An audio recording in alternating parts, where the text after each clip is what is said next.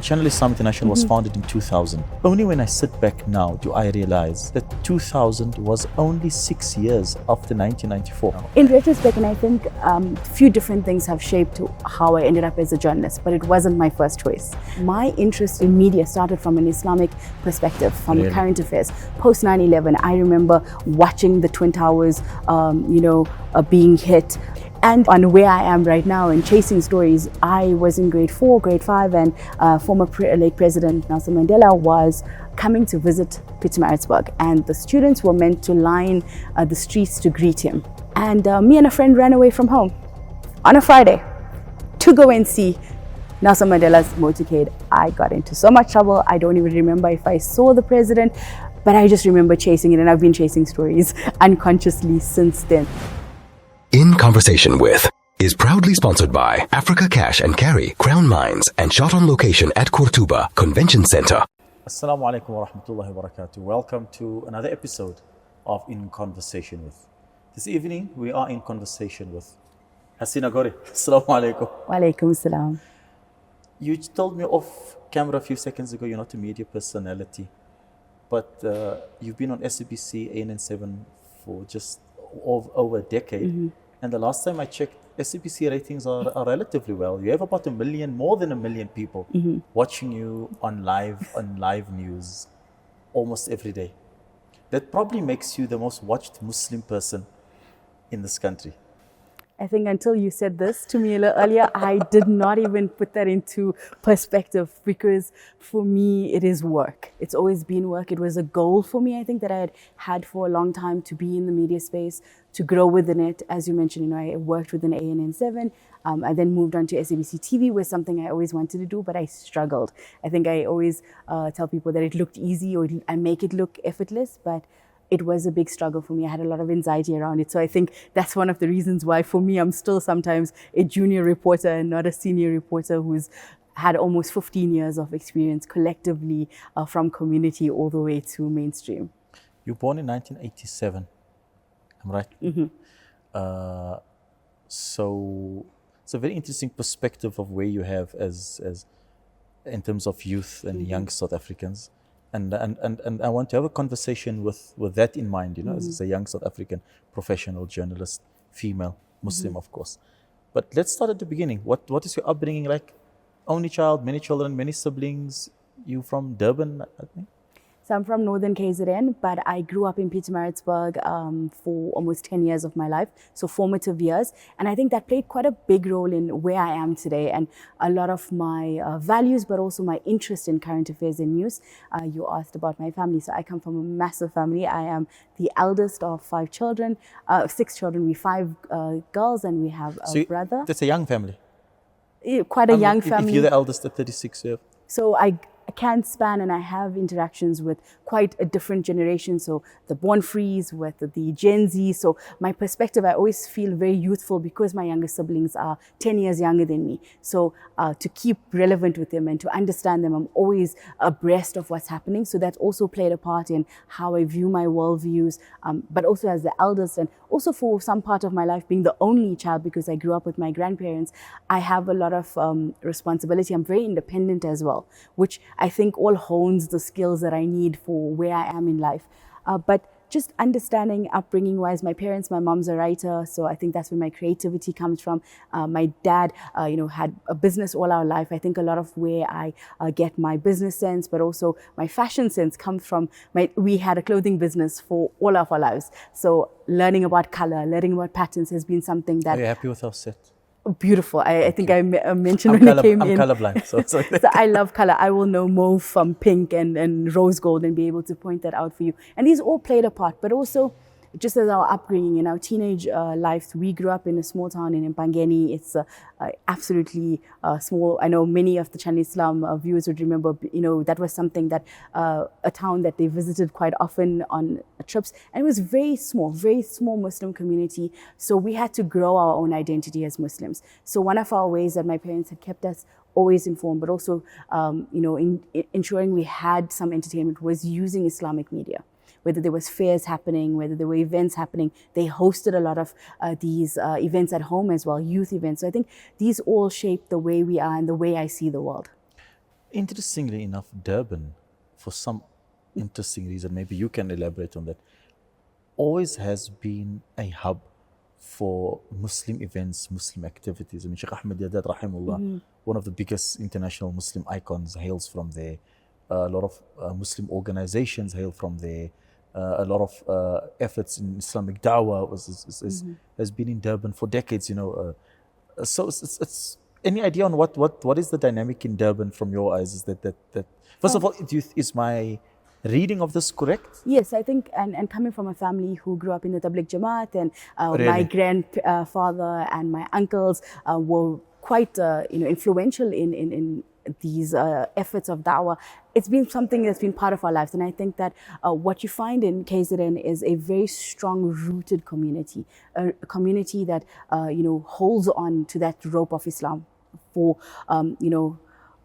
as long as I can remember. It's been a place where they've found ways to always include being Muslim in whatever they were doing and in the way that they do business. It's an identity that they hold very strongly. And I think that's why we've seen the growth of many organizations grow there. Shan Islam, Radio Al Ansar, had throughout our lives been something that we all, pursued, been part of, whether it was listening to it, whether it was engaging with it, or being part of all the different innovations that they would have as well. So I think that being Muslim in Durban, your religion, your culture, it's all interwoven in that tapestry. All the mosques in South Africa, one of the very well-known mosques in Durban. And I think that's become part of the culture, the community. It's something that is very part of who you are as a South African Muslim. And I think that is also celebrated outside with government as well, where you've seen the likes of presidents visiting the mosque, presidents visiting our local Muslim celebrities, where you've seen that interactions of the two parts, where religion and politics come together. So I think that's also why we've seen so many efforts. We've seen so many Islamic schools and the students really excelling in that as well, going right on to business as well as the entertainment world or the creative world that we live within. That's great. You haven't been professionally anything other than a journalist. It's the only profession you've had. It's the only profession I know. Okay. At what point in your life do you decide? Because I'm thinking you matriculated when in 2005, the early 2000s. So what were the options then? What were the ideas that existed within the Muslim community, within your community, within people at your generation? Sometimes, Channel Islam International was founded in 2000. Only when I sit back now do I realize that 2000 was only 6 years after 1994. And sometimes I think that I realize that when we were engaging and creating Channel Islam, and the brothers and sisters were creating other Islamic media brands, I don't, in retrospect, I think it's very interesting, that how close to the new democracy we started these efforts and what our worldview was then. So it's quite interesting. So when you matriculate in 2005 around there, what is your worldview in retrospect now? In retrospect, and I think a few different things have shaped how I ended up as a journalist, but it wasn't my first choice. I actually have my first degree in psychology, but I'd actually started a medical science hematology degree first, and then ended up switching in first year to more communications and psychology. But as someone who was engaging with Islamic media, that also shaped my worldview. I was someone who would phone in on Chan Islam International, who interacted quite often. And I think one story that you'd find quite amusing was in my matric year, there was the first, I think, Chan Islam Ramadan challenge, where a car was going to be won. The Micra, yes. Micra. And I had no license, did not know how to drive, but I wanted to win that car. And every day there was like weekly, daily challenges. And one of the things that came out from that was, I think that they would give a quote every day and you had to Google it. And till today, I use the tips that were given out by you till today on how I, research things, because it's not about what you're putting into, it's how you're putting it into Google and you'll find the answers. And I didn't win, but I made it quite far, if I remember correctly. And that shaped a lot of the worldview, but also just looking at politically. So two things that you said, the born of democracy. I went to school in 1993 in grade 1. And looking back, being part of this democracy, being part of the Rainbow Nation, understanding the end of apartheid was just part of our life existence. It was a story that we were told. I remember going into grade 1 and our teacher quite excited that she was ticking off multiple different races for the first time ever. We actually were in, I think, an Indian-only school and then moved into a street away. I remember walking from the old school, which was a small little madrasa, set up. And what was the name of the school? Islamia Madrasa, which became the madrasa and school. And we were moved to Berg Street Primary School, walked across to say we're going to be amalgamated into this school now as, this new democracy comes. And in 94, I think I was in grade 2 at that point, I remember teachers being all excited that they could vote for the first time. And I think that shaped my interest in understanding the world around me. And, on where I am right now in chasing stories, I was in grade 4, grade 5, and former late President Nelson Mandela was coming to visit Pietermaritzburg, and the students were meant to line the streets to greet him. And our school was like, we're going to do this, everyone's going to go, and decided quite last minute, logistically, it's going to be a nightmare, so we're not. And me and a friend ran away from home on a Friday to go and see Nelson Mandela's motorcade. I got into so much trouble, I don't even remember if I saw the president, but I just remember chasing it, and I've been chasing stories unconsciously since then. So that shaped kind of where I ended up with. But my interest in Islamic media, started from an Islamic perspective, from current affairs. Post 9/11, I remember watching the Twin Towers, being hit. Post 9/11, you were grade high school, 9, somewhere 10, there. Yes. 10, grade 10. And then we were listening to Islamic media and having these conversations, the narratives we're having now. It's interesting to hear that 25, 24 years later, someone comes on television and says, what you were doing had an impact. It's great. The conversations that we're having, it's similar to the conversations we are having now about Palestine, about the Middle East. It was happening back then. The likes of A.B. Dowji, so many that are still in this media space that had conversations that we might not have understood completely at that point, but we understood that it has an impact on us as Muslims. From charity organizations to running drives, writing poetry. I have been into those different spaces, and that shaped, I think, till today, why I still work at the public broadcaster, why I do the stories that I do. And when I talk about my upbringing, I don't think I can ever talk about, being in the media space without talking about the great work that community and Islamic media gave us, not just when we as journalists, but as Muslims. My grandmother till today listens to every single different community media that's out there, watches the different channels that are out there to get news that she feels is important to her and that she can understand the world that is out there. And at 80 something, that is amazing that, there's someone who still finds value in something that we might not think is still valuable. It's very inspiring. Mm-hmm. It's interesting that you say, that the events of 9/11 shaped you at such a young age.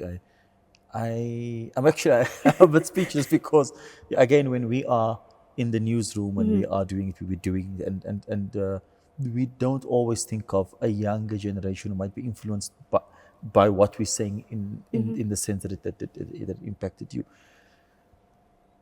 People who are influential in your life. Individuals, people, authors, individuals. I think I can't think people, but I can tell you the characteristics and the values that from people that I will get. So people that are tenacious, people that have fortitude. I think those are people that I would go for. I'm not a person who looks up to anyone, because I think we're human beings, and when we elevate anyone to a sense of being a star or someone who's subhuman, we put ourselves at a place of, finding ourselves hurt because they will be human and they will hurt us. But I think there's so many different people from just around me. My grandmother is someone who has been the most inspiring. She is tenacious. She's traveled by herself with family. Her love of community, and in a way and in a world that was so different back then, she had an open home. Whether it was an Eid day, whether it was supper at a house, there was an open door policy. And whoever came, irrespective of race, religion, your ethnicity, you were welcomed on the table. And my grandfather as well, he passed away when I was 16. He shaped quite a lot of my life and understanding. He grew up in abject poverty wearing shoes that were cardboards, playing tennis, and built an empire for himself. I think they shaped quite a bit of my life, and I think that I owe a lot to just the personality that I have today.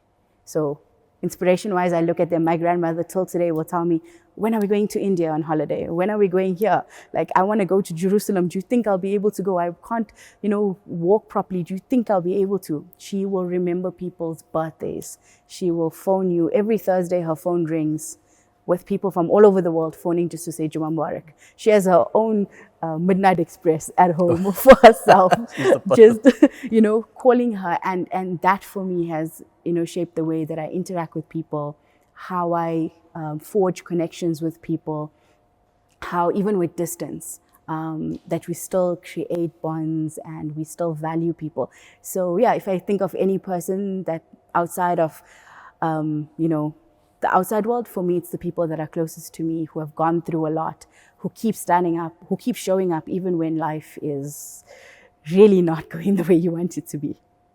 Interesting. An example of when life is not going the way you want it to be. I think TV for me, and I say this with the most amount of humility, because when I say it and people watch me on air, they're like, it does not correlate. But I suffered with my own insecurities about the way I looked, the way I presented on air, the way I was perceived. And I struggled for a very long time to find where I fit in. But I wanted to be on TV. It made no sense for someone who did not like how they looked. I don't know why I was adamant that I will be on TV and I will be good at it. Being a reporter wasn't the problem. Finding the stories, interviewing people, packaging it all together, that was fine. But on air, when I took a sabbatical and I was saying goodbye to my colleagues, many of my editors had good chuckles with me saying, do you remember when you used to cry when we used to tell you to do a live crossing? Do you remember when you used to refuse to want to do, a live crossing? And look at you now. And for me, that was when life, it really took a lot of years. I think it took about 3 years of struggling, trying, restarting, but knowing that there was something that kept pulling me. It was like Allah saying, this is your place. You are going to just suffer it out and you will be fine. And I think it grew me a lot. Personally, it made me delve into a lot of my own belief systems, my own insecurities, my own fears that I had. And when I started working on that, I saw myself kind of get more comfortable, get more confident. And that then kind of came up on air, came up in the way I just showed up in life to people, because I think that we don't realize how sometimes one small concern that we have ripples effects into friendships, into relationships with other people, in the way we, have relationships with family members, with friends, everything. And once you fix one small part, it seems to then kind of ease everything else. We'll delve into that quite deeply in a few seconds. I want to wrap up, or not wrap up. Mm-hmm. I want to start your journey in journalism. Mm-hmm. From what I know, you were in Islamic media. Out of high school, did you join Islamic media in high school? Out of high school, in university? Because when I was at Channel Islam in them days, we also had people coming in at different at different times, and it's quite interesting how many of those young men and women are extremely senior in media today. So where was your journey then? And I also want your assessment of Islamic media then, and what was it like? Keeping in mind that many of us who started Islamic media in them days, like people like myself, we weren't even amateurs. Amateurs means that at least had some experience. Many of us had zero experience. And then we started engaging, trying to teach others the little bit that we knew. What was that experience like in Islamic media? So when I started, all my interactions with Islamic media before were just pure that this was an outlet to be creative. So I would write. My mom was a writer. We would help with her books. I've done every different part of media. What type of books does your mother write? My mom writes Islamic children books and poetry. What's your mother's name? Muhamed-Nur Nordien, and her company is called Nurul Kids. So I illustrated some of the books for her. So it was an outlet for me to be creative in the ways that within the confines of the environment that I was in at that time. I was just out of high school, living in a small town with parents who are typical Muslim parents. This version of me that I am today is like 15, 20 years later, and I don't think that even my high school version would have even believed. I don't even think I dreamt that this would be where I would be today. So I started off in media, calling in on Channel Islam on a Thursday night. We'd write poetry sometimes. We'd read my mom's poetry. I recorded some audio for her book. My sisters did as well. And it was just pure. When I started, even with the Radio Al Ansar, because that's where I started up, I wanted to be a lifestyle presenter. Safira Kaka and I always have a little chuckle that she wanted to be a news reporter and I wanted to be a lifestyle, anchor, have a show. And it's, funny how we both are on the opposite sides. And I started off as a continuity reporter. Al Ansar back then was still only on their special license. Yeah, so they would come on, I think it was like Rajab, Shaban, and then also Muharram. So I did a Muharram broadcast. And I was doing continuity, which meant that between shows, I would just come in and say, you listen to this show and this is what's next. And basically that was it. And one day they needed someone to assist with the news. I had zero experience. And this was before we had so many websites. This was still in high school? After just outside of high school. I must have been in first or second year. Off campus, I was studying through UNISA at that point because I had left medical science and decided I'm going into psychology and communications. Still with no real plan of what I was going to end up. I think I thought I'd be a psychologist and analyze everyone around me. But I ended up being in Al Ansar and them needing someone to do the news. And this was before we had proper websites. I think there was only IOL that was on and a newspaper. I was cutting clippings from the newspaper to make... there was Islam Online. Islam Online as well, which was where I also think I got a lot of my interest on the kind of MENA, Sahel region context, because a lot of the young journalists that are now very senior were writing from South Africa, Yazid, Bibi Aisha. There were so many of them that were in these different regions. So we'd get all their stories and I would print them out and compile a little bulletin. I had no experience at that point. And I did it the first day and somebody called in and said, oh, great stuff. And ended up doing it. And then I went on to CRI to do a news internship. So it was like about a month. I think Zaid Asma was heading that up and I worked there. But I also was... Did you come to Johannesburg? I came through to Johannesburg and I did it at the Johannesburg South offices. Learned the ropes of writing basic stories, compiling bulletins. Then I went on to do a show, a travel show, because my passion is travel, understanding humans. I would do a weekend travel show, and then I was at Al Ansar. I think I was producing current affairs shows, hosting current affairs shows. So that became my journey, and I was still studying at that point. So I didn't really think about a career. It was all just things I was doing while I waited for life to happen. And I had to decide on honors, and I was stuck between going into psychology and going into my honors in journalism. And I ended up deciding that I've built so much of experience. I also at that time there was a 2008 or 2009 bombardment of Gaza. And I ended up going with Kasatu and a group of Muslim activists to Egypt. A young journalist, never been on a press trip before, never been a field reporter. And I went to Egypt to cover this march that was meant to happen in Gaza, but we were not allowed to leave Cairo. So spent about a week there. I think I went with Azhar Vadi and Zinat Abdul. And I was this little child, not even 21 at that age. I think I must have just turned 21. And bright-eyed, completely overwhelmed.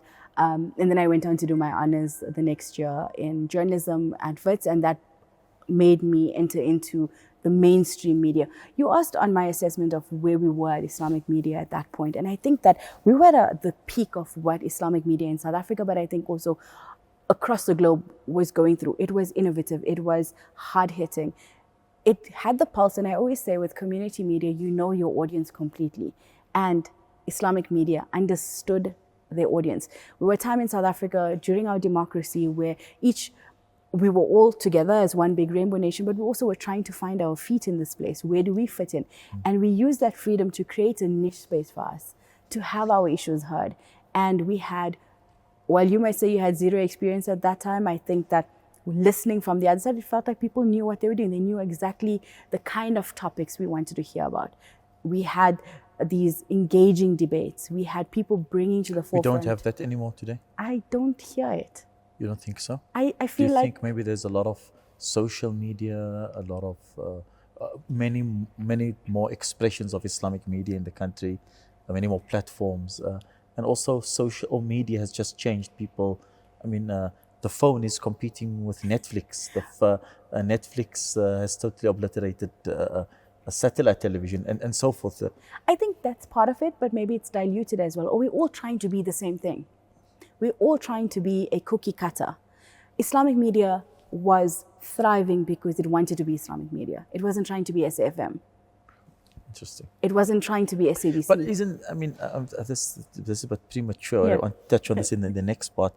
But the issue is, and we can talk about this just now, is that was always the issue. People said Islamic media needs to become more professional. But we'll get there. Okay. I want to wrap up this part with a comment.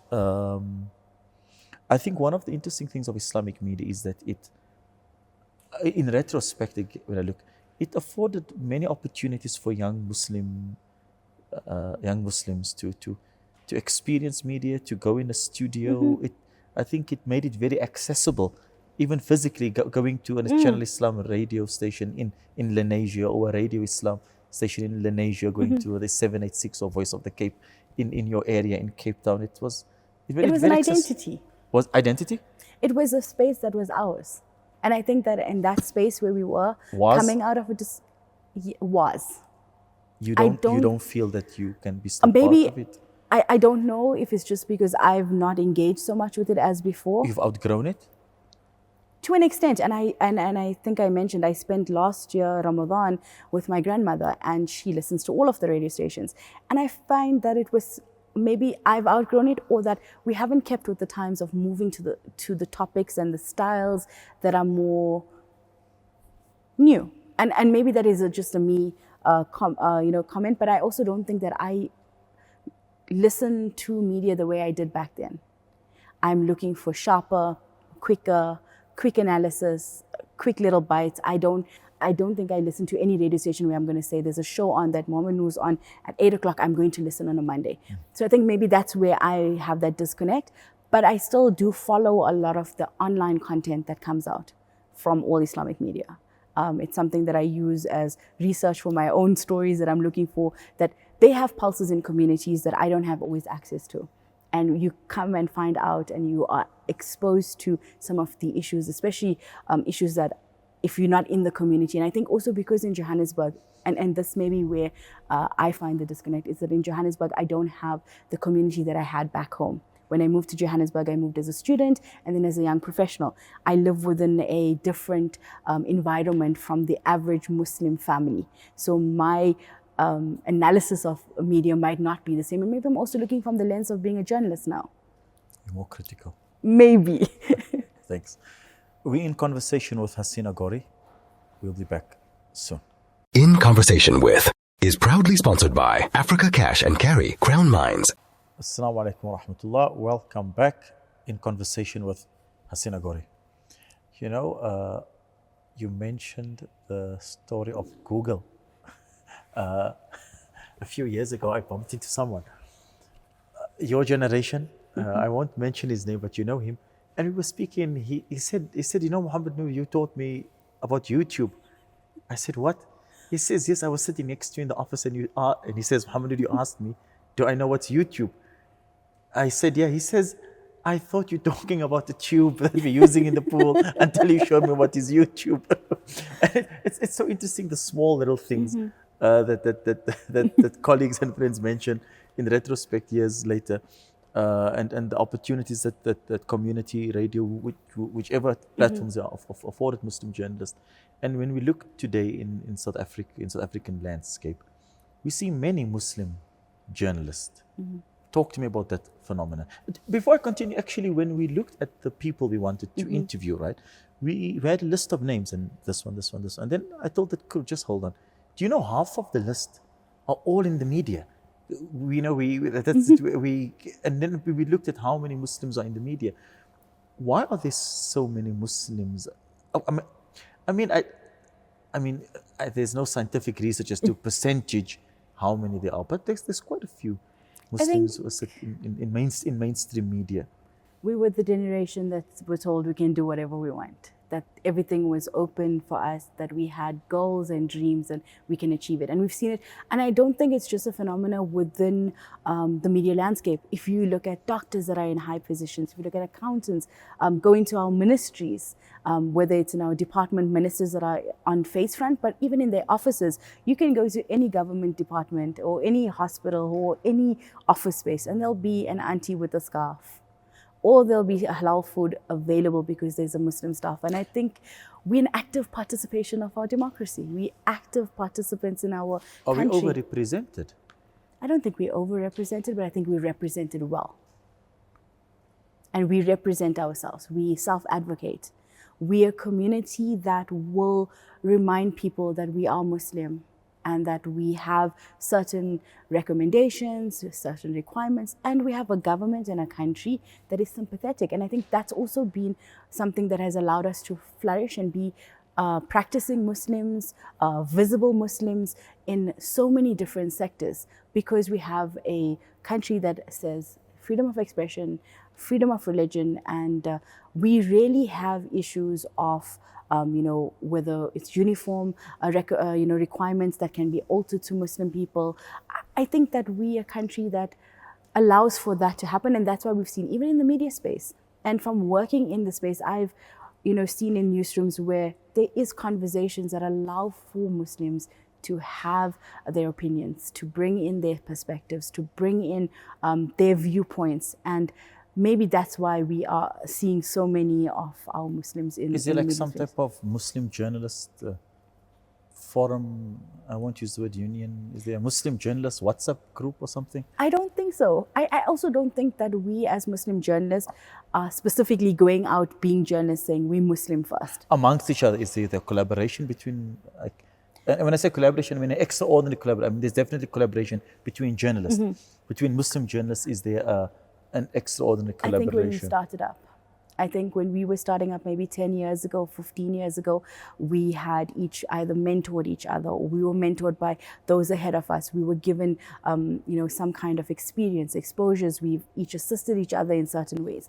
I don't think any Muslim journalist, specifically now that might be in a senior position, has not had another Muslim journalist who was slightly above or below. And now that the generations are mature in different positions, competition? Healthy competition, I think, is there to an extent. You qualified it with healthy. I didn't say it's healthy or unhealthy. I think there will always be, and I don't think it's just within Muslim journalists. I think it's within this space. But we're speaking about Muslim journalists because it's also a small community, and of course there's egos and issues and so forth. I haven't noticed it. I won't lie. Personally, most of my. I'm not asking. I will not ask you to out anyone. No. I'm just. But I'm just trying to. I don't think so. I think it's almost a healthy admiration. More than that, I think it's pride and admiration. Many who've started with others would look. Who are the Muslim journalists in South Africa who you look up to, recognize, or who you'd pick? You have a problem or an issue or something. Who would you pick up and say, listen, I need guidance, or who's it? So different ones for different reasons, but from the Muslim space, Kanita Hunter and I have, throughout our journeys through the media landscape, I think we've interwoven and, worked together in certain spaces, lived together at certain spaces. So she, as a friend, outside even of just being a media space, would be someone I'd go to. Khadija Patel has been someone who gave me my first writing opportunity many, many, many moons ago, from a Facebook post that I had written that she said, please deliver this as an article in 500 words for me. When she was still the editor of, I think it was Muslim Woman at that point. So I think the two of them are, people that I would, but there's so many that have also left the industry, who still have moved to different spaces, who started up with us. Zaira Kasani is someone I, when I was looking to transition and trying to figure out where I fit into the space. Zinat Abdullah as well, she's now at UN Communications. Wow. So looking at them and how they transited, I think would be people that I go to. So there's been quite a few of them throughout. Azhar Vadi, has been someone who mentored us, I think, as young journalists when we all started up, and who we've, spoken with, and we, have guidance and mentorship through his own transition as well. Are you mentoring? At the moment, I am currently, I'm mentoring a few within a specific program. I think it's a Frey Intermediate Women Media Mentorship. And I have within my workspace, in the digital news space, that I'm mentoring a group of young interns who are specifically working on new media platforms. So we look at how we can take the news cycle that we have that's traditional, that is set on bulletins, and how do we put that onto a new media platform such as TikTok, such as Instagram, without losing our integrity of the media, without losing just the basic newsworthiness that we need to, and we're not competing with content creators. You were at ANN7, 2012-ish, around there? Yes. Till around 2014? Yeah. Not even 3 months. You were there for, was it 3 months? 3 months, yes. Why was it such a short stint? So I left digital wanting to move into television. That was my aim, and I wasn't getting any other opportunities at that point specifically. So I left to move to ANN7, but also New Age. One of the skill sets that I had throughout my career has been that I'm always a forward thinker, or someone who always is looking at what's next. So once we perfect something, what is next? Because our audience is constantly growing. So I worked at the Converge news desk as well, which was my main role. I was also trying to get into TV, but I also got an opportunity to do the behind the scenes productions of the first ever SA Decide show. So it was 9 teams that were sent through provinces, through towns every single day, and they would have to debate different stories, speak to different people. And I got a lot of insight on how we frame news, how we analyze. ANN7 was also relatively new then. Very, very new. New. They had just opened, so New Age was the paper that they had already had quite established for a while, and we were moving to TV. Both extremely, I won't even use the word controversial, but iconic in describing that an era of South African politics. It was, as you mentioned, your iconic. contemplation, you were, even if it's just for a few months, you were part of that. Some of those most infamous names in South African politics. It was. It shaped a lot of what we are. Part and parcel of that, of what we are of South Africa today. You were in the middle of that.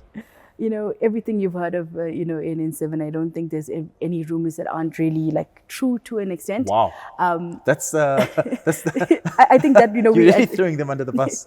But I also think that it gave opportunity. I think we should give, hats off to their establishment, young journalists that wanted to get into the broadcast space. We had such a limited space. It was 2 mainstream news organizations and a few radio stations.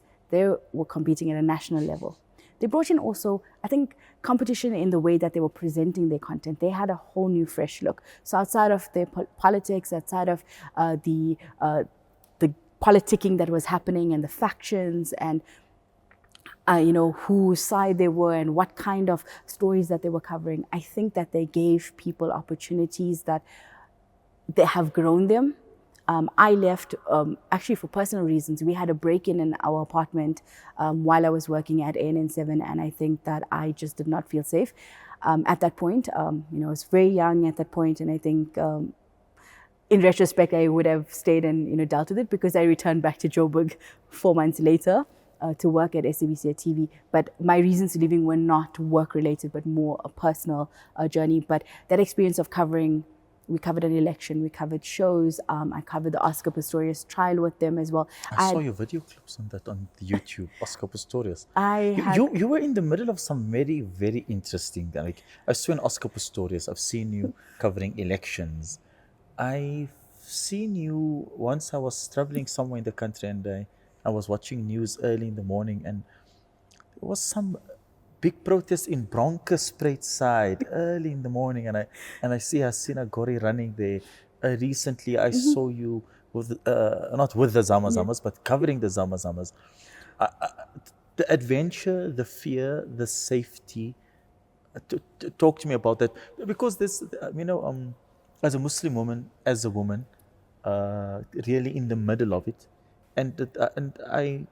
What is it that you cover at SABC? Are you crime, politics, crime, regional Gauteng? What do you cover? So I'm a Gauteng regional reporter. So when I started off, I was a general news reporter, which means you do everything. We had quite a big newsroom at that point, which meant I was the youngest at starting. So I was sent to the MEC briefings, I was sent to townships, I was sent to follow up or cover stories with my colleagues who were doing the main story, and I would have to assist on the second. So that way I started off. So I got general news means one day you will be in a protest, the next day you are being wooed and dined in Sandton, and the next day you are sitting in chambers trying to understand the most technical municipal policy that they're debating. So that's the variety that you get from general news. But over the years, as I developed, legal seems to be something, as you meant, the Oscar Pistorius trial was actually the first story that I ever covered on the field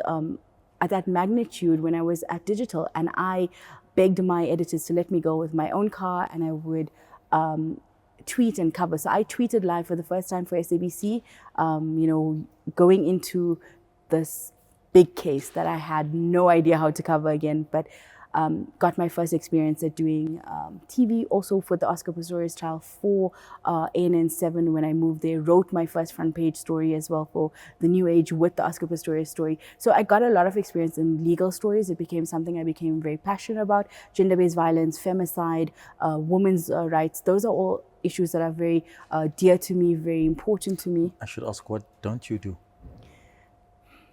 Sing.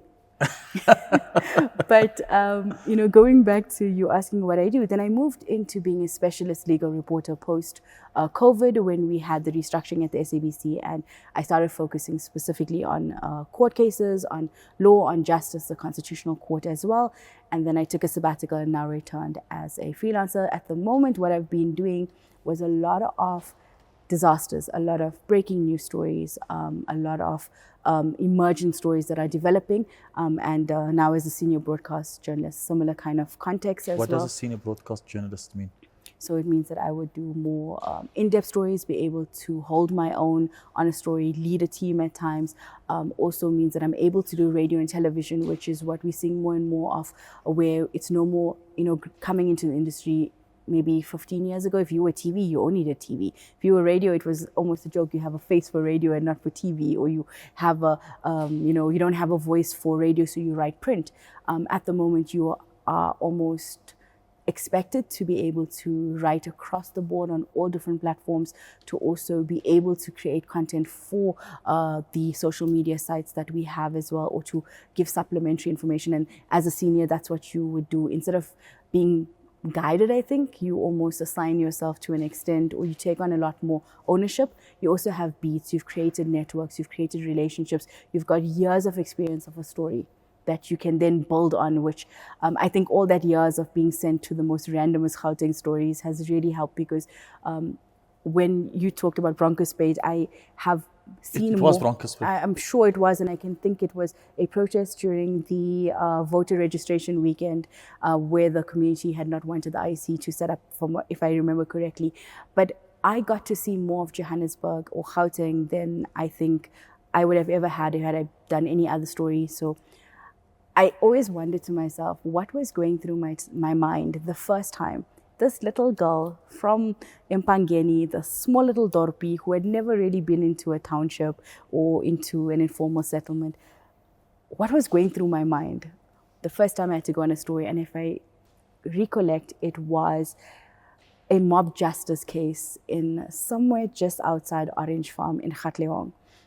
I have never been. I have language barriers. I had, not even understanding the relationships between the camera operator that we work with and having to go and do the story. And I always think to myself, what went through my mind? Because now it's an average day. You send me to a township. I know what we need to be going to. I've learned, how to communicate. I understand a bit of the language. I can speak a bit. It's also now built relationships with my colleagues that I work with the trust of other journalists. So I think I always wonder, I wish I want to go back and actually just, think, and how did I stay? Because one of the reasons why many people leave general news is that you don't know where you would be.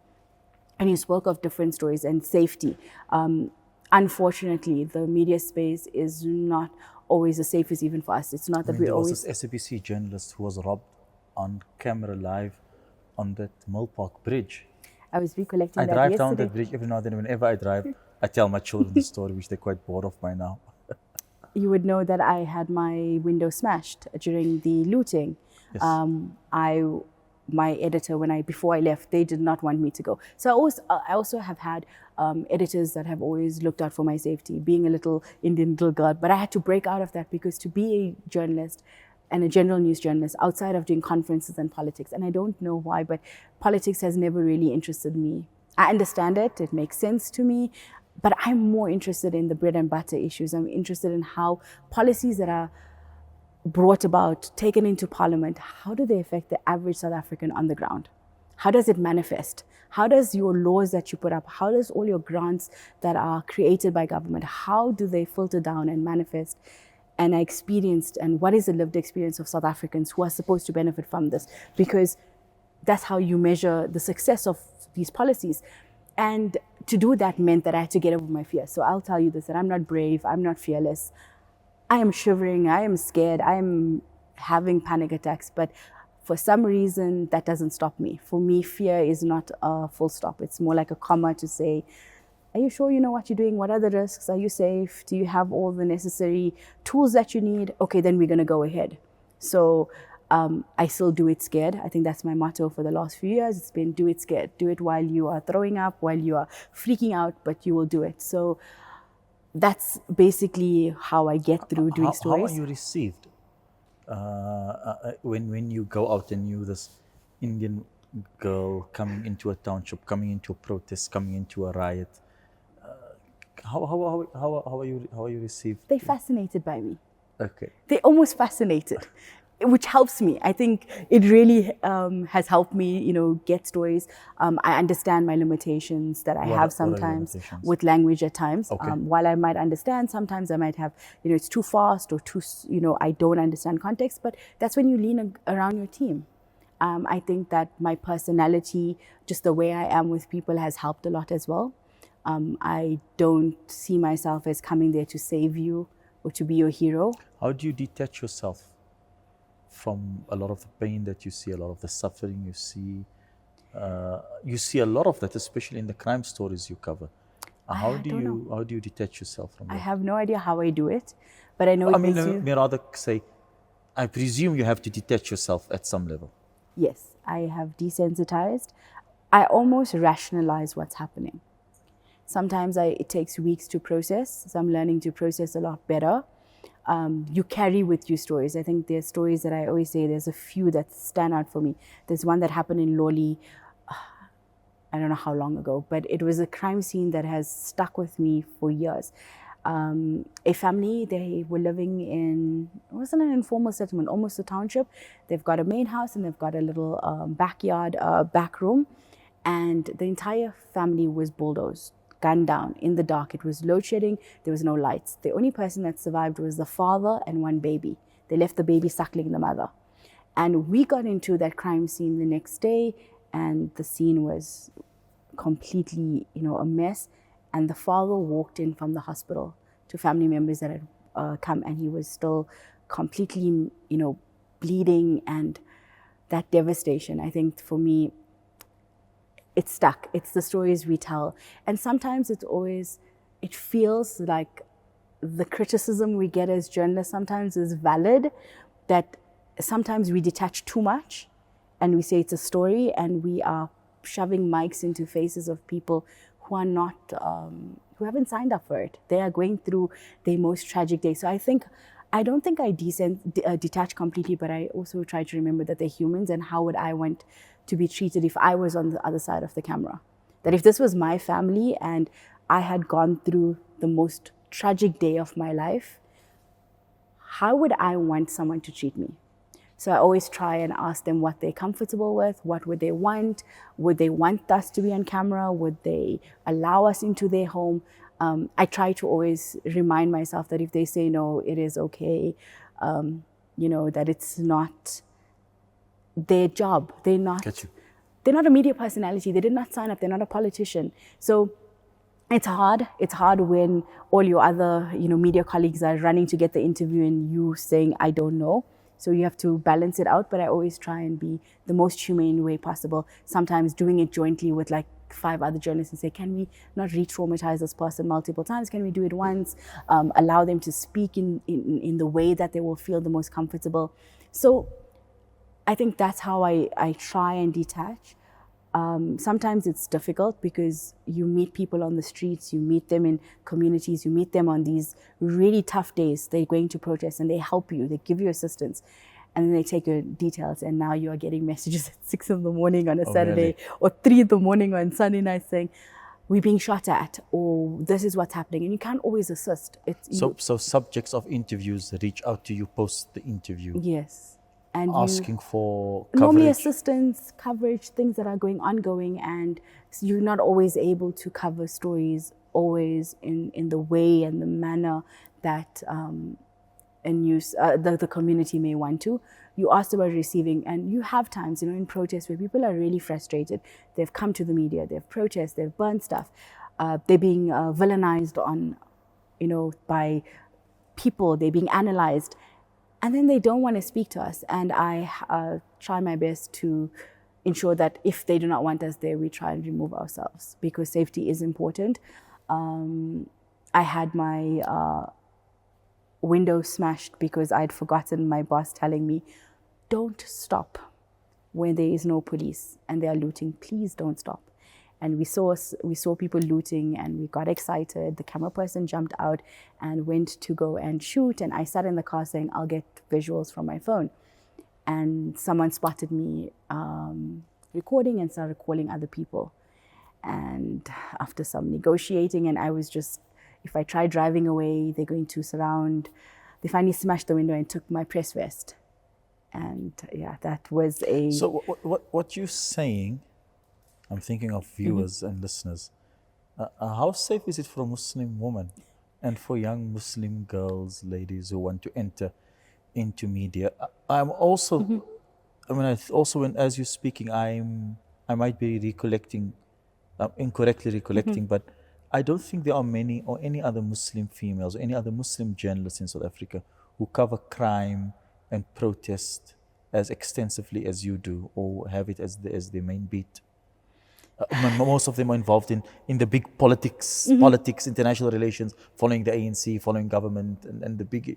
When it comes to this level, which is really the belly of the beast, that's a very unique, it's very unique within Muslim media. There are many. Is, and I think that's one of the things that attracted me to you, to this interview. I think even males as well. I understand it. I mean, who would voluntarily want to go and run through a protest? I actually don't always enjoy protests, because it's one of the spaces where things are volatile. Things heighten the emotions of any kind, good or bad. I feel can spark uncontrolled reactions. So you don't know how a community is going to react. But I also think that the part of me that likes adventure, that likes a little bit of insanity, thrives on it. Is this something that's, I won't use the word ideal, but is this something that is sustainable? No. Is it for Muslim girls who are watching this? Is this something to aspire to? Is it something that's safe? Is it something? I don't think you should aspire to any journalism unless you have a healthy dose of craziness. Okay. I think journalists, by personality, are innately curious.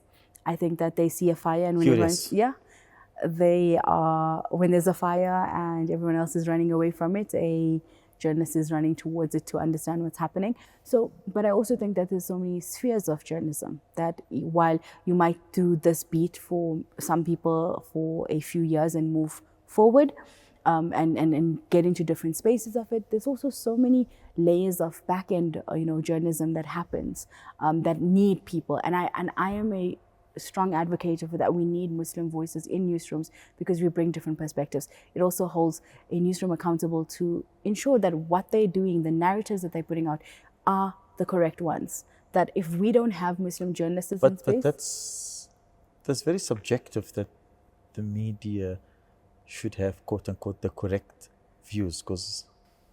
And I'm going to use a silly example. Well, not silly, but a smaller example. It's Ramadan, right? And we want to see representation of us, right, on air. Proportionately, like one story in Ramadan, one story for Eid. But we want a nice one. We want to see people that we know on there. And when you have a Muslim journalist, you can get people from your community that are then interviewed. that are giving exposure. I'm not saying that we should have, a whole month of Ramadan kind of stories, but introduce them to our religion beyond what they see and beyond what we've already set out. So I've done that over the years. I've done Taraweeh. I've spoken to a Hafiz and asked them how do they balance school and, performing Taraweeh at that time.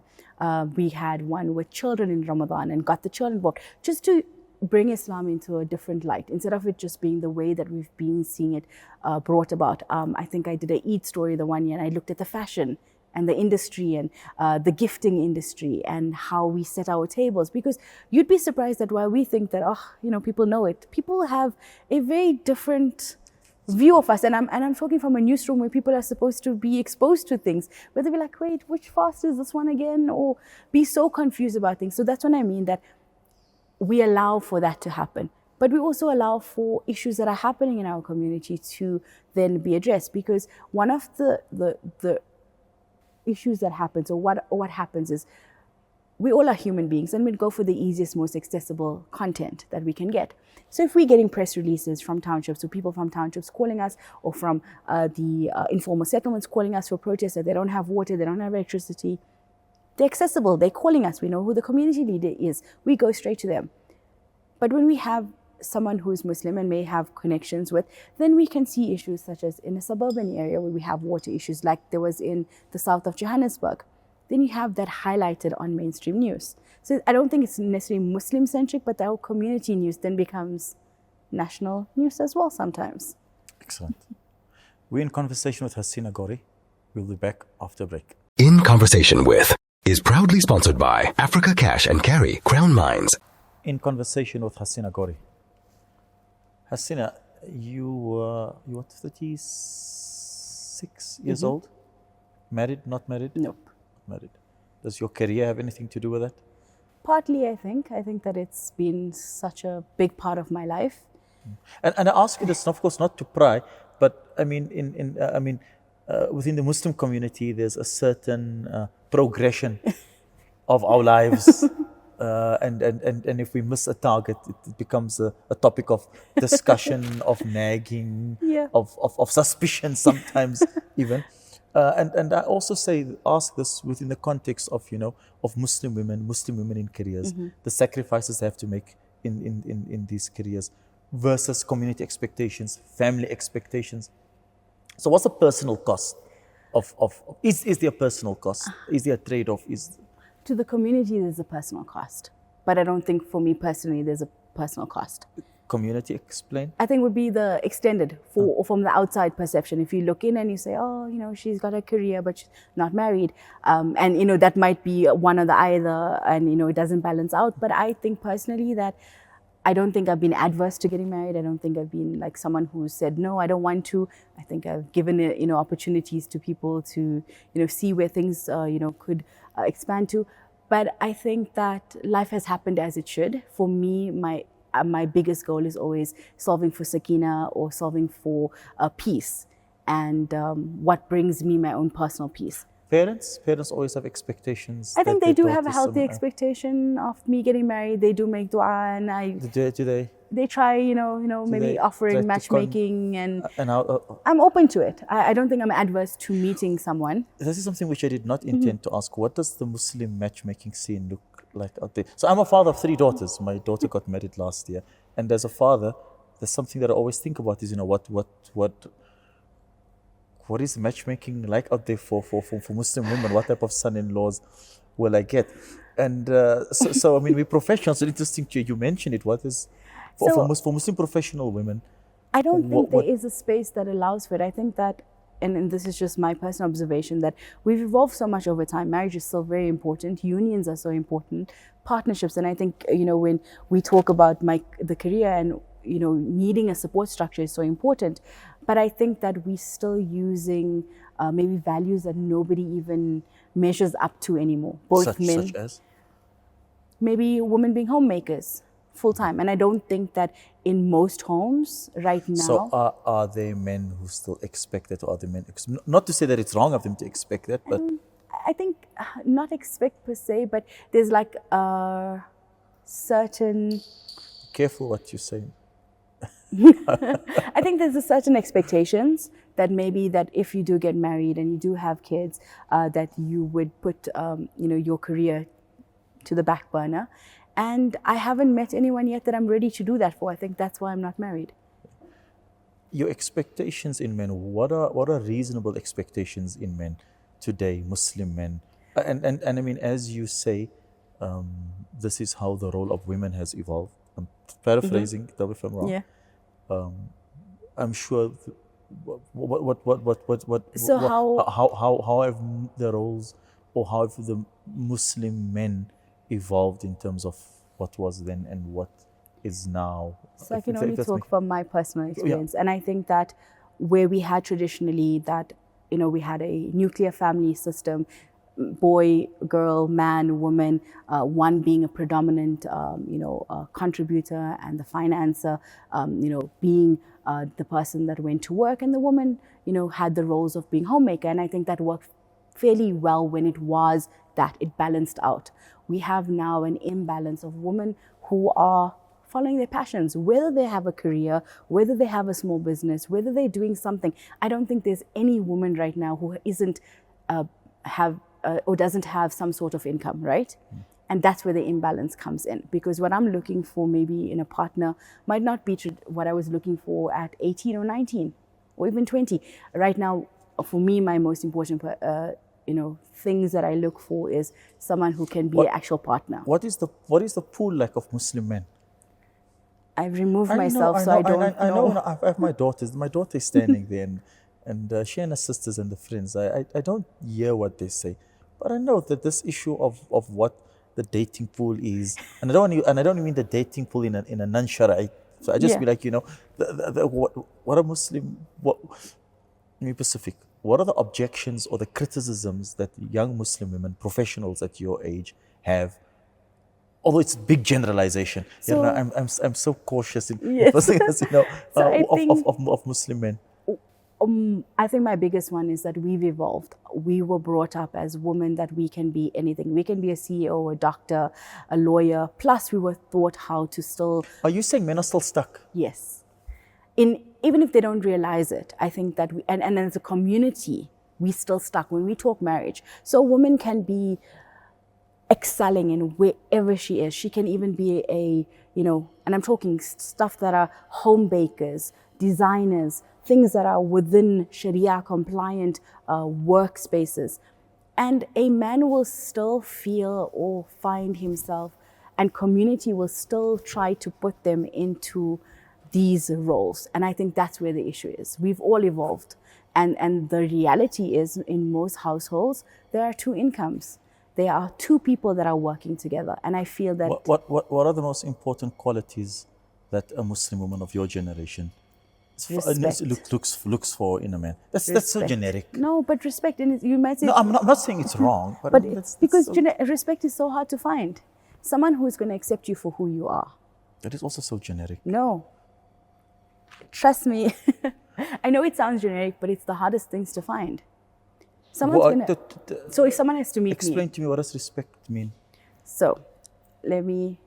I mean, we're totally transgressing here, but I think this is an important conversation to So let's go on to accepting me for who I am. You meet me, I am transparent. This is what I do. I have worked really hard and I really enjoy it. And, I would like to... the person I'm meeting is really someone interesting, and someone who I can see a future with. And for me personally, it's always been an issue of when are you going to leave this career, or when are you going to adjust? Which I don't have an issue with in forward planning, but when it's the only path that we're stuck on, or where you're already starting to chip away, that's where I have issues with it. And I know we transgress very far off topic. No, but that's part of who you are. So I think a big part of that is that. And then also, I think and I'll talk about myself, I have a very unique perspective in that I am a young professional. I don't live with my parents. I have not lived with my parents in almost a decade. Are you criticized for this? I'll use the word lifestyle just in a very neutral tone. I don't think criticized, but I think people don't understand it because it's so new. I am responsible for my own well-being, for my own bills, which is all things that are unique in that in our community, we grow up very insulated. We grow up with a lot of assistance, and this is just so alien and foreign. So I don't blame people for not understanding it, because we've been told that someone who lives in this specific lifestyle or someone who has this type of lifestyle may not be the best partner or may not have the same value systems. And for me, that I find it very critical and very judgmental to an extent, because just because people may not live the same life path as you does not mean that they have a wrong path. Just because my path doesn't look the same as yours doesn't mean that it's wrong or immoral or deviant. Okay, I'll close that discussion Yes. on marriage there. Yeah. You speak a lot about community, Muslims. You are out there in the field. You've been there for a long time. What is the impression that people have of the Muslim community from where you sit? How do people assess Muslims in this country? And I asked you earlier, or rather made the comment, are we overrepresented? And so forth. What is the assessment that people have in the professional sense? And when you talk to people, if anyone speaks to people at that level, I mean, not the philosophical promotional talk that politicians give us, but the people you interact with, what do you see across Gauteng at least? What are the impressions people have? Negative, positive, mixed? It's almost neutral. They are always, one of the things, and we spoke about community, and that's the one thing that people always highlight. They've always looked to Muslim people with the eyes of that they have this community that seems to be aspirational, that we are people that help each other. But the political, I won't even say political. What we see on social media, there seems to be a lot of rhetoric that is targeting not necessarily Muslims or Khaleds or Indians, but it is just very abrasive and very negative towards different types of minorities. I mean, the EFF went to Constitutional Court to justify singing Kill the Bull. And I'm not talking about the legality of that, but I'm just saying that all of this kind of shapes, public opinion and so forth. So within a Bongani Gamer passed away 3 months ago, and I saw, and I just brought flashbacks of the song that he sang and the controversy that was around it, and the riots that happened in Durban, the Phoenix, the rhetoric that came out of there. And even if you see on social media the way people interact. Social media a lot, but I don't think it always echoes the same as reality, which is a big thing in South Africa. Okay. That we need to look, and this just brings me into what happens on social media in South Africa. I can't remember numbers now, but representation of the amount of people that we have in South Africa and how many people that are using social media is such a huge and vast difference that I don't think people are actively hateful. There are communities and areas, and I think that some of the criticism they bring up is fair, that we should also engage in. And I don't think that all criticism is always pointing fingers. One of the fair criticisms that you think is fair of the Muslim community? That we do have a certain level of racism. And I think that we do need to have the time and the space. That's a very big statement.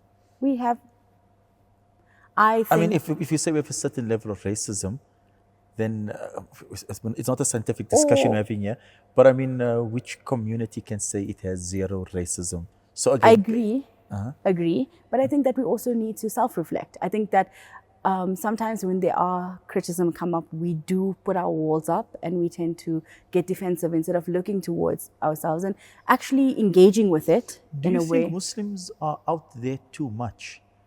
And so we are overexposed. Proportionately, again, there's no science for this. But as you mentioned, there are many Muslims. I once looked at the Mandela Parliament, the Parliament of President Nelson Mandela and the cabinet. It was very interesting, the amount of Muslims which I said who served there. Although it's nothing to what it was then, but we look at the amount of Muslims in media, the amount of Muslim personalities in banking and so forth and so forth. We do have a certain level of... I'm not saying that we're there because of favor, definitely not. But it can be seen as a space of, as you're saying, criticism of why is there so many. And I think Malema says it very well, that it wouldn't be a race issue that will happen when we have people revolting. It will be a class issue. And we have a class issue in South Africa, and we are, alhamdulillah, and I think we should also acknowledge our privilege, that we do live quite comfortable lives in South Africa as Muslims. Is that true? Because I mean, there's a lot of poverty within Muslim communities, and this also seems to be a perception that Muslims, and the fact that you said it, and I also say it sometimes, do we project it that Muslims are quote unquote well off and good middle class? But if you go to parts of Aldo's, you go to Hanover Park, you go to Mitchell's Plain, you go to Extension 3 in Lenasia, and I think that's the perception we say as well. We also don't acknowledge that we have levels of poverty within ourselves. Because when we think of poverty, and I'm using myself as an example, I think that when we think of poverty and we think of charity, it's always to the less fortunate who are a different race from us. We don't necessarily, have these drives that are giving people of our own community, because it's an assumption that families and the actual community is taking care of people. And I think that you're correct, and maybe that is the narrative that we need to shift in. That is the stuff that Islamic media should be focusing on, should look at, because it's conversations that we don't have. We've not had issues of, when we talk of poverty, it's always an othering of people. It's people that are outside of within who we are, the other. Who we are, yes. So, and that is maybe where we have the issue of that narrative. And does this impact, or we are saying this impact on other people? How other people then perceive us. It's like we come from privilege. We don't have, the issues and concerns that we have. And that's why I have, I love having conversations with people, because we also realize that we're so similar, that the community structures that people look at with aspiration is similar within the African cultures and communities, where it's just the other way around, where it's the ones that do go into work now, which are a lot younger, are helping and assisting the older people, where we have the inverse, where we have older generations who have had some level of comfort, who are now able to assist us in our journey and help us grow. So it might not look the same, but we all have that community, that Ubuntu-ness. And I think that when we get so stuck on our differences, and we forget that we're similar, and the main thing is that we're human. Starting to sound like a politician now. Oh, sorry. Do I have a career in one of these parties? Many, not many, but that seems to be the progression, that journalists end up being spokespersons for ministers or heads of comms for companies. That, and if you do a little search, you find that companies also doing research for government. What's the career progression for a journalist like yourself? Where do you want to be in 10 years, in 5 years? I don't have a clear path, but I know that we're evolving and we are shifting in a way that we don't even understand. It gives me the feels of being in 2009, 2010, in the advent of Facebook and Twitter. And we saw, exactly what we saw happening during 2009, 2010 with the Arab Spring is what we're seeing happening with the genocide that we are watching on our screens. This is the first time we're not seeing text. We are watching videos. We are seeing live streams of a genocide happening. And that shifted the media landscape. We shifted to watching it not on BBC, not on AFP.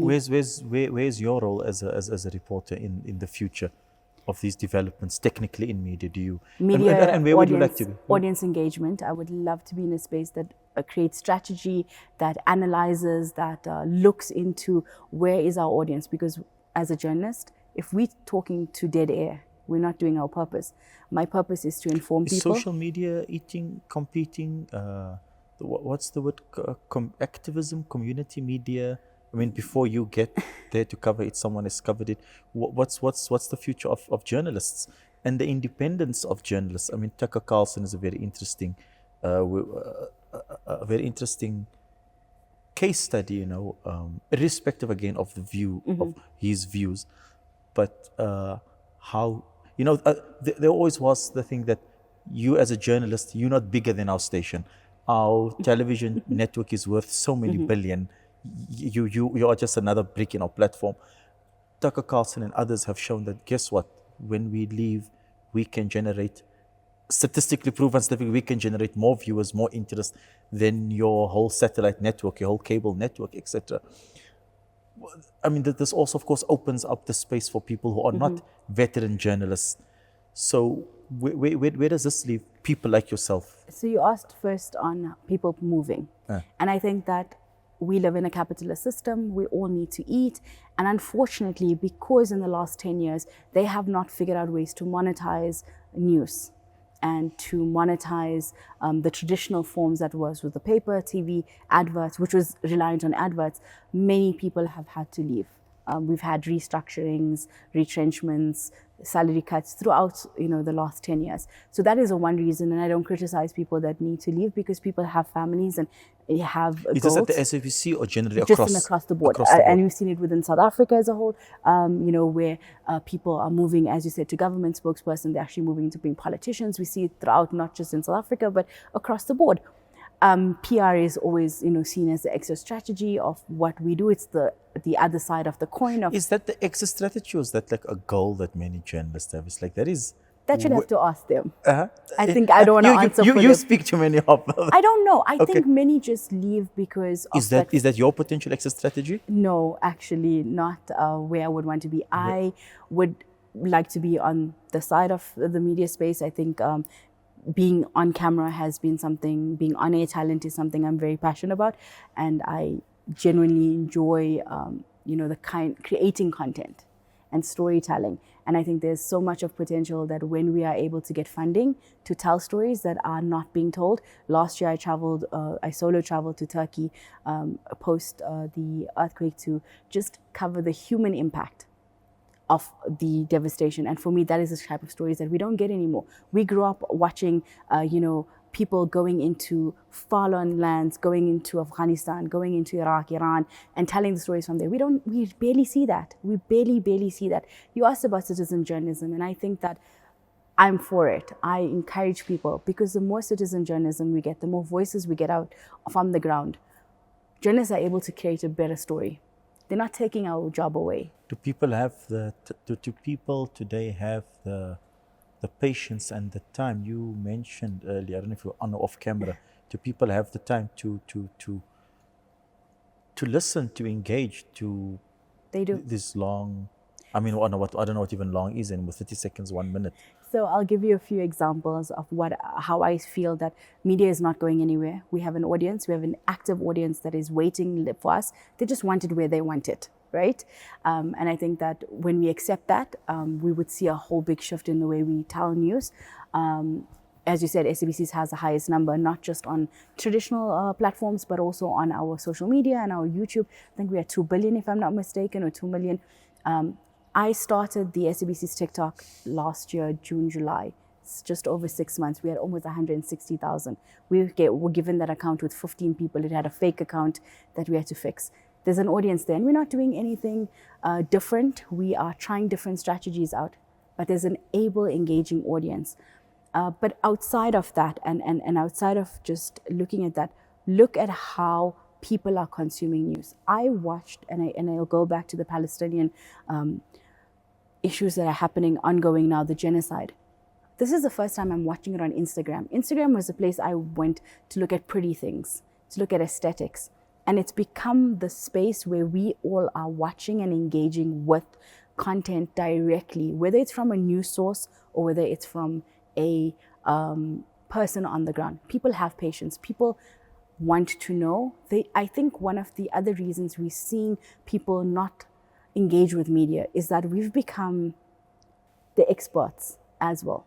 When we speak, you made a comment right in the beginning that when you were doing the 9/11 coverage or post 9/11 and being a Chinese Islam and creating strategy, there was no idea that there was someone young or a teenager or youth listening in. And I work on that assumption when we do news, that we are so filled with jargon. We, as sometimes the journalists, want to sound so intelligent. We want to sound like we know the topic so much that we exclude almost a third of our audience or 2/3 of our audience from that conversation. We talk in the most high grade English and on the most technical spaces that don't bring in someone into the space to actually understand. And I'm not saying don't have these complex conversations, but ensure that you have a starting point of that interview and that people can build on, or you're giving enough context that someone who hasn't followed that story. When we were in journalism school, they said act as if it's an alien just landed on Earth for the first time and never covered the story before. And in that way, I've got younger siblings and I engage with them. I will hear from them, like, where are you getting news from? How are you getting? And I'll give you an example of how people have audience. There's a TikTok video that has trended, or a series that's trended. Resa Tessa, she says, "Who did I marry?" Or I can't remember the title, but she's telling her story of this man that she married, who conned her and who sold her dreams.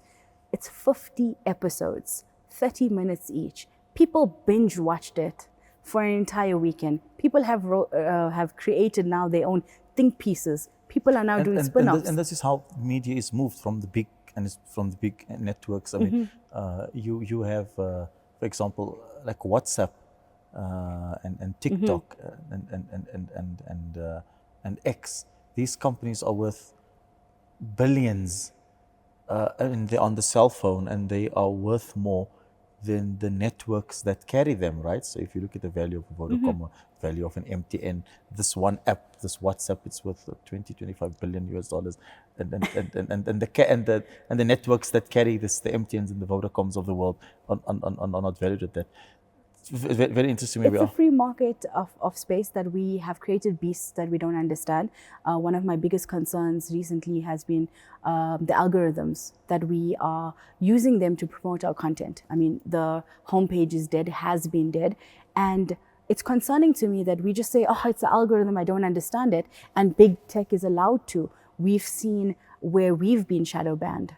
As the SABC, and how some of our content, either for whatever different reasons, and there needs to be more conversations around. I mean, we've used TikTok and Twitter. X was one of the first ones for news, almost without even understanding the later repercussions.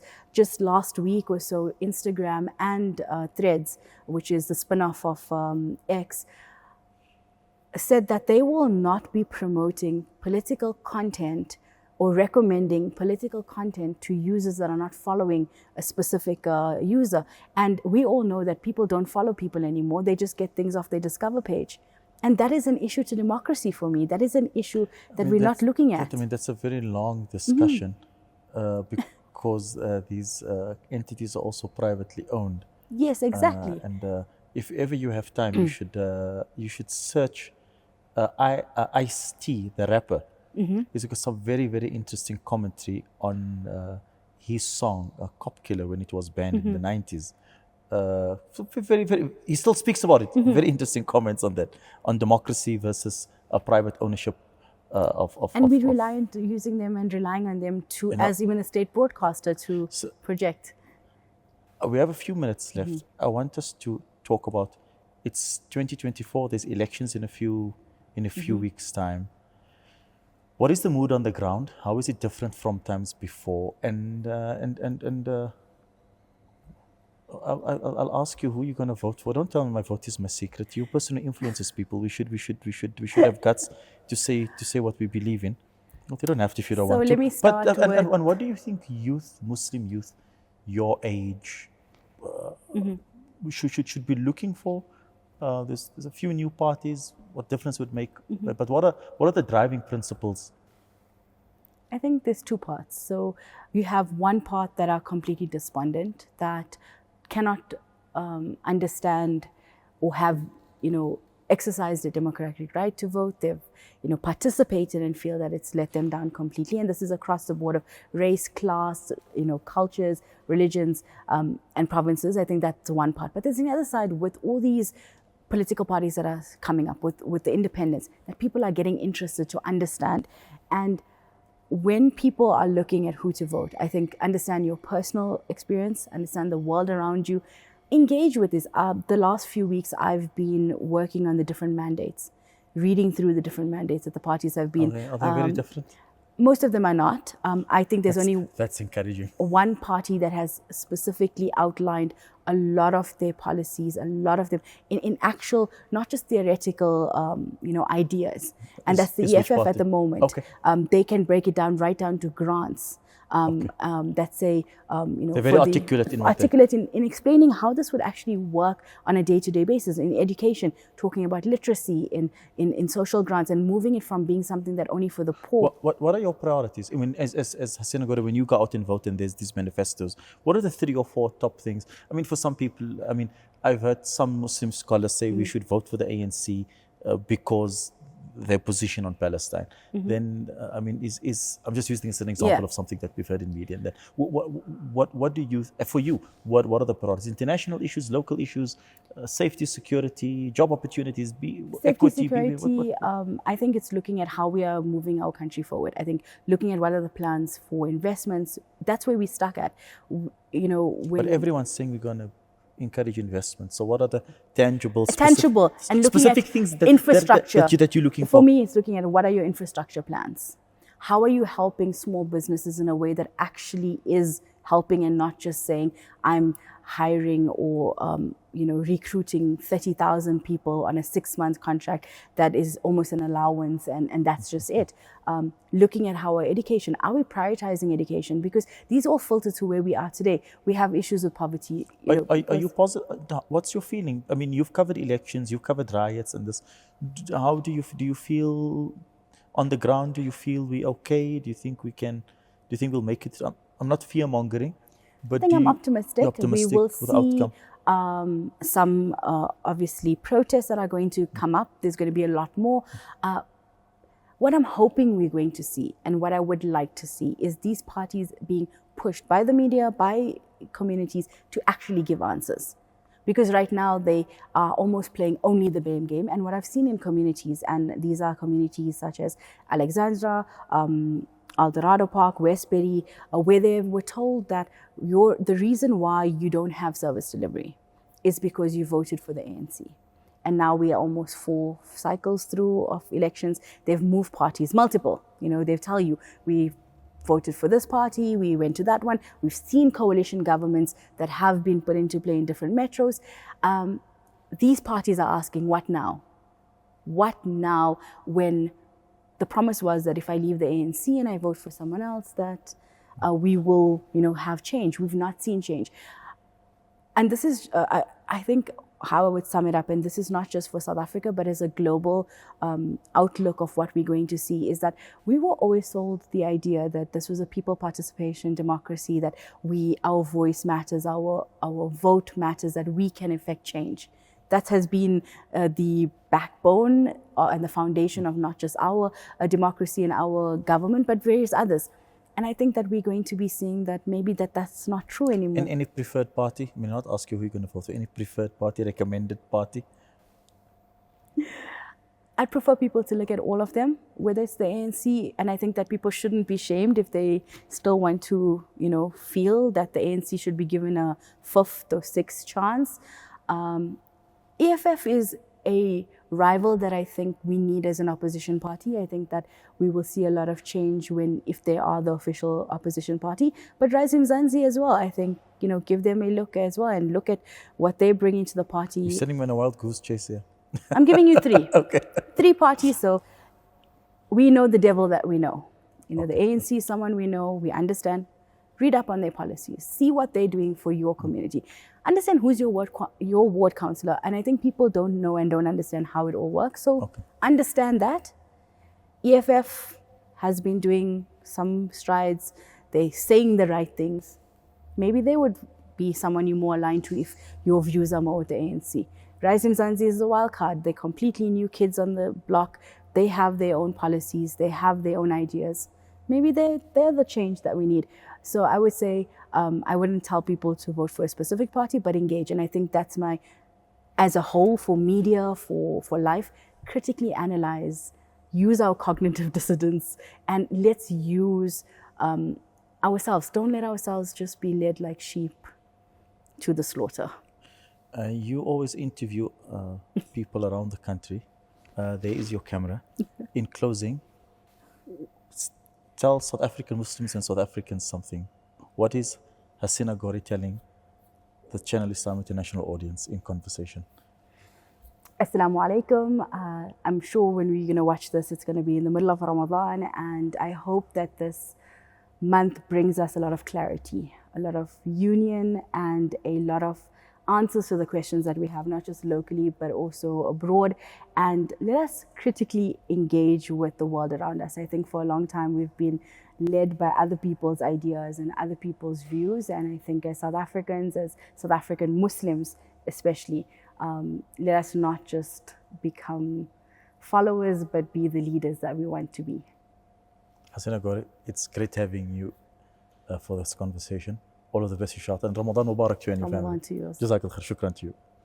There you heard it from Hasina Gori. That's what she has to say. Interesting choice of political parties, interesting experience from the ground, from the community, up to national television, in danger spots. Did not tell us exactly where she's going, where she wants to go. But Jazakallah khair to you, Hasina. And we'll see you soon again with another Islamic celebrity personality in South Africa in conversation with CII. Assalamu alaikum wa rahmatullahi wa barakatuh. In Conversation With is proudly sponsored by Africa Cash and Carry, Crown Mines, and shot on location at Cortuba Convention Center.